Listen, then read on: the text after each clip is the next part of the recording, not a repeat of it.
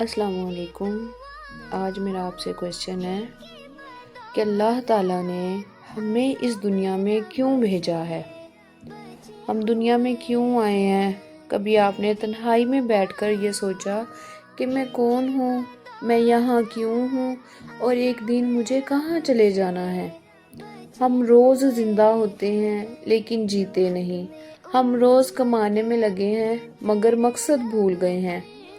ہم سمجھتے ہیں کہ شاید یہ دنیا ہمیشہ کی ہے، لیکن سچ یہ ہے کہ یہ دنیا جسٹ ایک امتحان ہے، ایک لمحاتی قیام ہے۔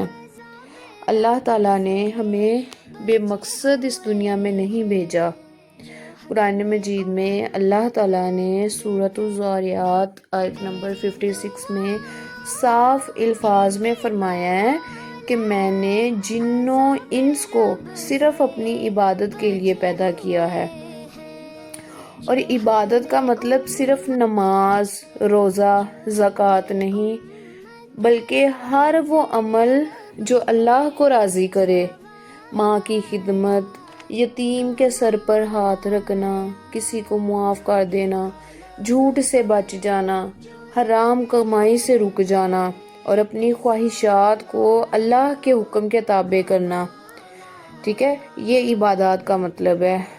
دنیا کی رنگینیاں ہمیں بہکا نہ دیں، کیونکہ ایک دن یہ خوبصورت چہرہ مٹی میں دفن ہو جائے گا، یہ آواز خاموش ہو جائے گی اور لوگ بس کہیں گے فلاں تھا اب نہیں ہے۔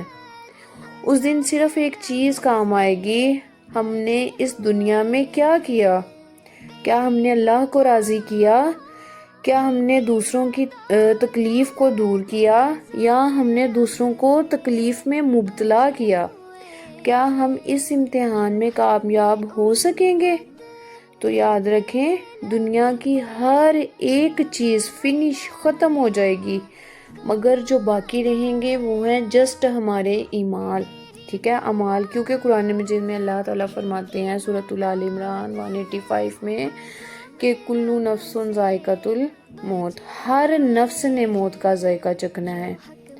تو کیوں نہ آج سے ہی کچھ ایسا کریں کہ جب ہم اس دنیا سے جائیں تو فرشتے ہمارا استقبال کریں اور اللہ تعالیٰ فرمائیں کہ اے اطمینان والی جان، اپنے رب کی طرف لوٹ آ، اس حال میں کہ تو اس سے راضی اور وہ تجھ سے راضی ہو جائے۔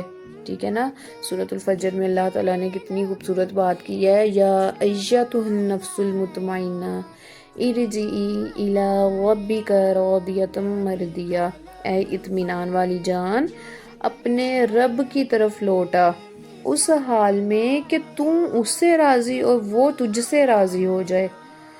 تو یہ میں بس آپ کو کہنا چاہوں گی کہ یہ جو دنیا ہے نا، یہ صرف چند سانسوں کا کھیل ہے۔ جیتنا ہے تو رب کو راضی کرو، ہارنا ہے تو اپنے نفس کو مار لو۔ ٹھیک ہے، فیصلہ آپ کے ہاتھ میں ہے۔ اللہ ہمیں وہ راستہ دکھائیں جو سیدھا جنت کی طرف لے جائے۔ ٹھیک ہے، تو کوشش کریں کہ اپنی زندگی میں ایسے اعمال کریں جس سے نہ صرف آپ کو، دوسروں کو زیادہ آپ سے بھلائی پہنچے۔